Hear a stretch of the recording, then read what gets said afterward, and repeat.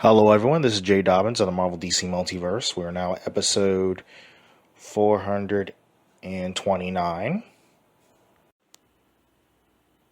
Hello, everyone. This is Jay Dobbins on the Marvel DC Multiverse. We are now at episode 428, and I'll be doing a review on The Flash. So, spoiler alert. If you have not seen The Flash, I strongly suggest you do not listen to this episode. You've been warned. So, after helping Bruce Wayne and Diana Prince stop a robbery gone wrong in Gotham City, Barry Allen revisits his childhood home and remembers his youth with his parents Nora and Henry before Henry's wrongful imprisonment for Nora's murder. Overcome by his emotions, Barry accidentally uses his Speed Force to travel back in time to earlier in the day and informs Bruce about it. Despite Bruce's warnings that time travel can have unintended consequences, Barry goes back to the day of Nora's death and prevents it from happening. As Barry returns to the present, he is knocked out by the Speed Force by another speedster and ends up in an alternate 2013 where his mother is alive. Let's see. He finds his past self and realizes that he has arrived on a day he originally obtains his powers. Barry and his younger self go to the Central City Police Department where Barry forces 2013 Barry to be struck by lightning in order to recreate the accident that gave him his powers. Both Barrys end up being struck by the lightning, giving 2013 Barry his powers and causing Barry to lose his own powers in the process. As Barry struggles to train 2013 Barry on how to properly use his powers, the two of them see a broadcast by General Zod, who is preparing to invade Earth. The Barrys attempt to assemble the Justice League, but are unsuccessful. As in this timeline, they are unable to locate Diana. Victor Stone has not gained his abilities yet, and Arthur Curry was never born.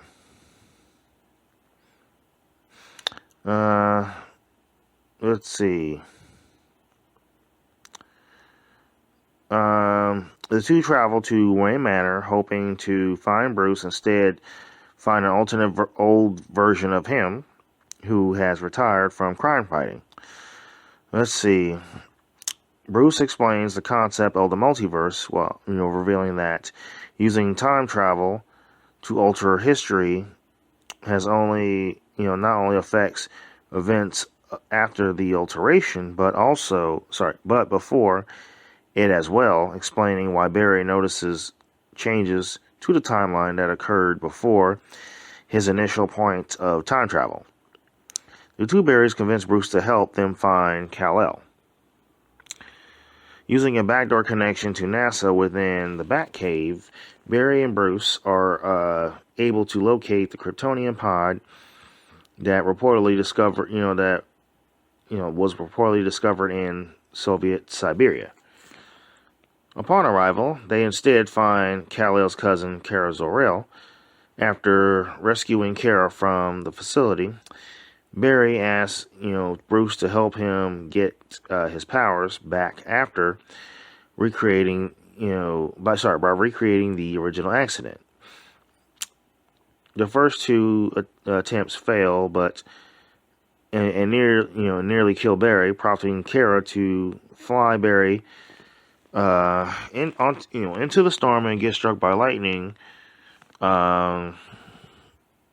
Get struck by lightning a third time, successfully reviving his powers.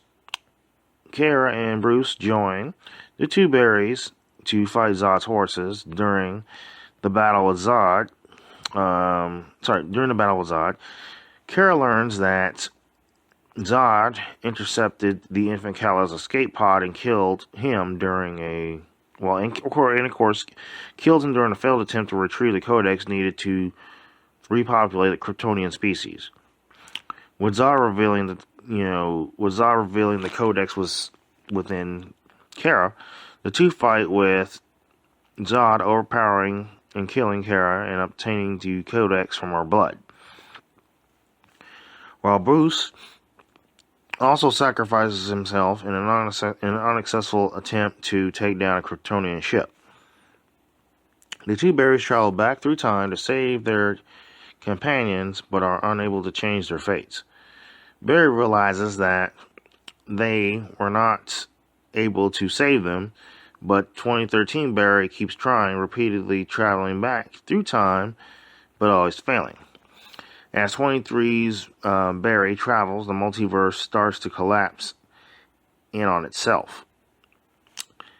Eventually, the corrupted speedster who was originally knocked out by the Speed Force returns and is revealed to be a future version of 2013 Barry, who still believes he can save his world from Zod and prevent the deaths of Bruce and Kara. He explains the casual loop paradox that led to his own creation, but grows angry when Barry reveals his intention to reverse the changes to the timeline by letting Nora die. Enraged, the Dark Speedster attempts to kill Barry, but impales 2013 Barry, who sacrifices himself to save Barry, and wipes the Dark Speedster from the timeline. In the aftermath, Barry undergoes the changes he made to the timeline and comes to terms with his mother's death. However, he makes a mirror change in the past, creating new evidence in the present day that proves Henry's innocence. After returning to the present and helping help to exonerate Henry, Barry is contacted by Bruce, whose appearance has changed once again as a result of Barry's timeline change. I believe there is a post-credit scene. There's a post-credit scene where Jason Momoa's, Aquaman, is pretty much drunk. Of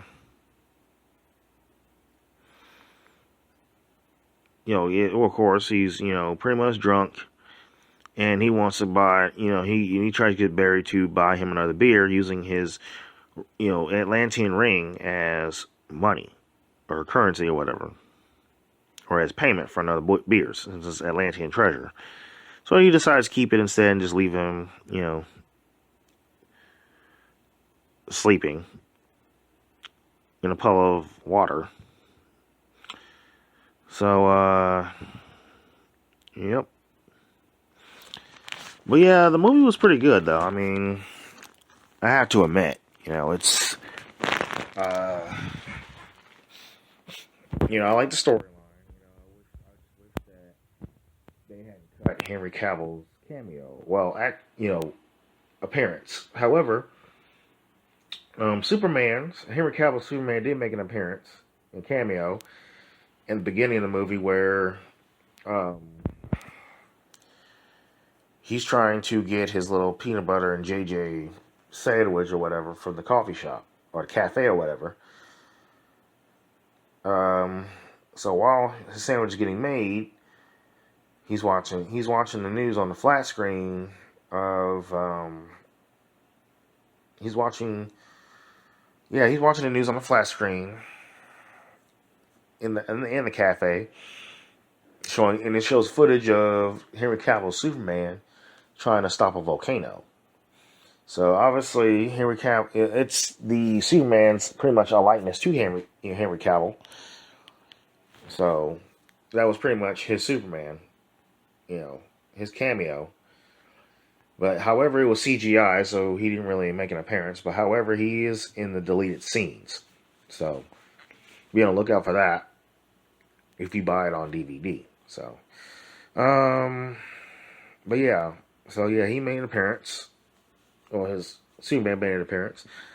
So I do count that, even though he's not credited at all, but I do count that. So, but yeah, he did, like I said, he did go back in time. So obviously, it's still based off of Flashpoint comics. However, there was some slight changes. Reverse Flash is not in the film at all, obviously. And normally in the Flashpoint comics, there weren't two Barrys. So obviously, they kind of made like some slight changes. So he created a universe where there was no metahumans. Aquaman was never born, and however, Arthur's father um, did not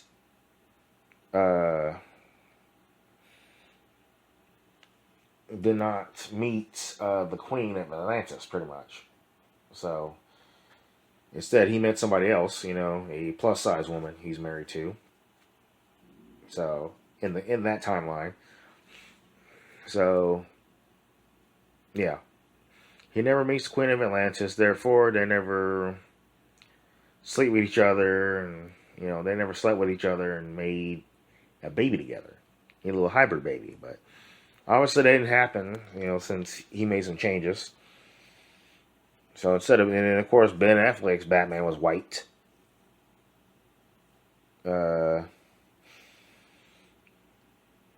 And of course, Wonder Woman, she didn't make her cameo. So I mean, that's pretty much, I think, like, how many appearances so far?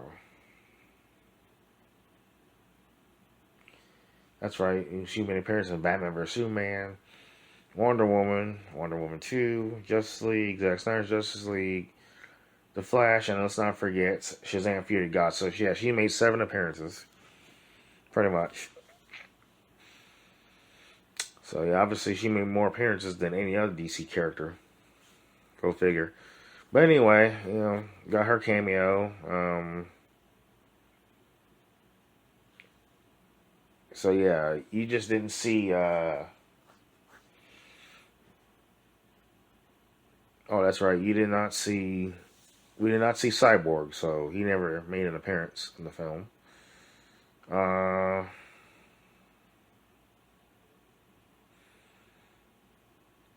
Yeah, that's pretty much all. I think the Justice League only consisted of 5 people. Henry Cavill CGI Superman, CGI of course. Henry Cavill Superman CGI, Wonder Woman, Batman, Flash.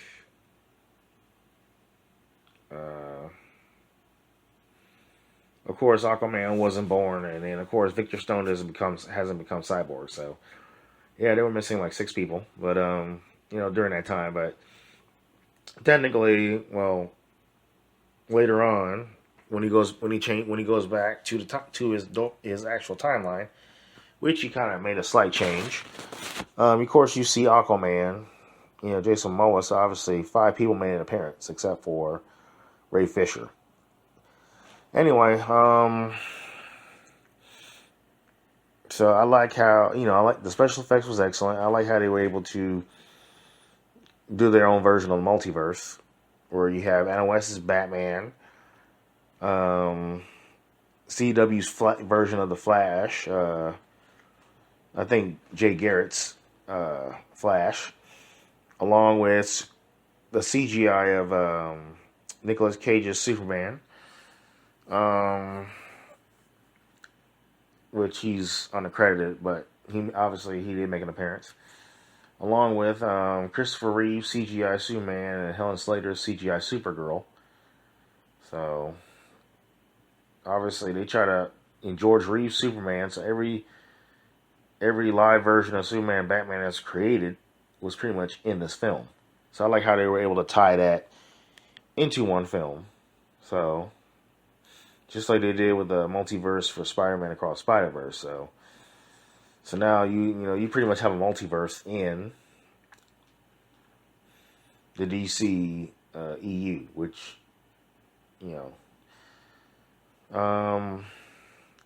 So the way I look at it, and I like to use my imagination. So if he changes the timeline, then of course, the way I look at it, the Speed Force probably brought back Jimmy Olsen and Jonathan Kent, which is what I really cared about the most.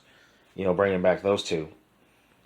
And Dick Grayson was never confirmed. Dick Grayson's death was never confirmed in Batman vs Superman, so I'm not going to count that. But at least he'll exist in a new DC, universe. So, yeah. So far, the movie has made let's. But yeah, so far the movie has made $210 with the production budget of, I believe it was 200 million. So yeah, $210 million. That's how much the movie has made worldwide, and the production budget is somewhere between 200 million to 220 million. And it's received mixed reviews, but as far as the production budget, they're not gonna get that money back. And the movie didn't even make a whole lot of money in China. It probably made like 14 million in China. So I thought this movie was gonna make $1 billion, but obviously I was wrong. So, but yeah, that's it pretty much. I mean, maybe Disney should own Warner Brothers. So yeah, maybe that. Yeah, but so far that's all I can say about the review. That concludes the review, by the way. Feel free to follow us on Instagram. We're available on iTunes, Google Play Music app, Spotify, and of course YouTube.